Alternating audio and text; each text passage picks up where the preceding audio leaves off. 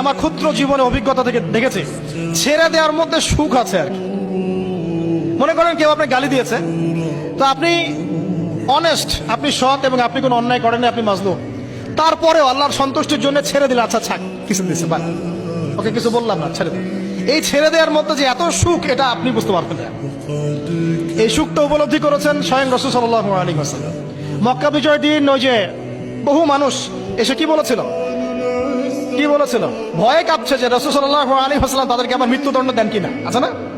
আল্লাহ নবী বললেন যে লা তাসরিবা আলাইকুমুল ইয়াউমা, তোমাদের উপর আজকে আমার কোনো অভিযোগ নাই, ওয়া আনতুমুত তুলাকা, তোমরা মুক্ত, যাও, ছেড়ে দিল। এটা শান্তি।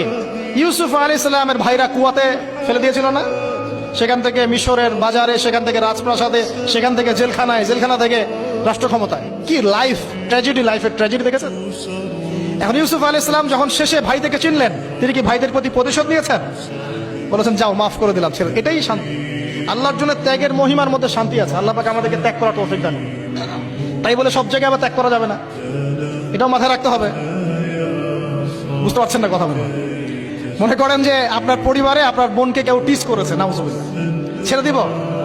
যা বাবা তুই টিস করেছিস, যা দিলাম, ছেড়ে। দেখো, মনে করেন যে কারো সমাজের মধ্যে কাউকে ধর্ষণ করা হচ্ছে, নাউজুবিল্লাহ, আর আমরা বলবো যে যাক মানবতা দেখালাম, ছেড়ে দিলাম, ইসলাম তো মানবতা ধর্ম, যাও ছেড়ে দিলাম, বললে হবে?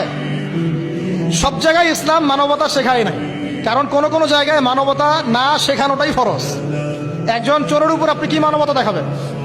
একজন ধর্ষকের উপর আপনি কি মানবতা দেখাবেন যে আরো ধর্ষণ কর বাবা, যা, উৎসাহ দিবেন? একজন খুনি, আপনি কি তাকে মানবতা দেখাবেন না ফাঁসি দিবেন? তো এই যে কিছু মানুষ এখন বলে ইসলাম মানে শান্তি, আর শান্তি মানে শান্তির সুবাতাস বলছে ওরা। ওই যে ইসলাম থেকে বদর, উহুদ, খন্দক, খায়বার সব কাট করে ফেলছেন। এগুলো ইসলামে নাই। ইসলামে শুধু আছে সালাম, সালাম, আফসুস সালাম, খালি সালাম দিবা আর তোমরা কি করবো, খাবার খাওয়াবা, ব্যাস। আর ইসলামের যে আরো বড় বড় বিধানগুলো আছে, এগুলো পাশ কাটিয়ে এড়িয়ে যাবে। ইসলাম তো শান্তির ধর্ম। আরে বাবা, শান্তি মানে কি? শান্তি মানে আল্লাহর বিধানগুলো মেনে নিয়ে আল্লাহর সামনে আত্মসমর্পণের মধ্য দিয়ে শান্তি অর্জন করা। এই হলো ইসলামের ডেফিনেশন। আল্লাহ পাক আমাদেরকে পূর্ণাঙ্গতা বোঝার তৌফিক দান করুন, আমিন। হ্যাঁ, যেটা বলছিলাম প্রিয় ভাইরা, অন্যের কষ্ট উপলব্ধি করে আমরা সারা বছর অন্যের স্বার্থকে অগ্রাধিকার দিব। যদি আমাদেরকে কেউ কষ্টও দেয়, আল্লাহর ওয়াস্তে মাফ করে দিবেন, তবে যেখানে মাফের কোনো সুযোগ নাই সেখানে মাফ করতে চান। আল্লাহ পাক বোঝার তৌফিক দান।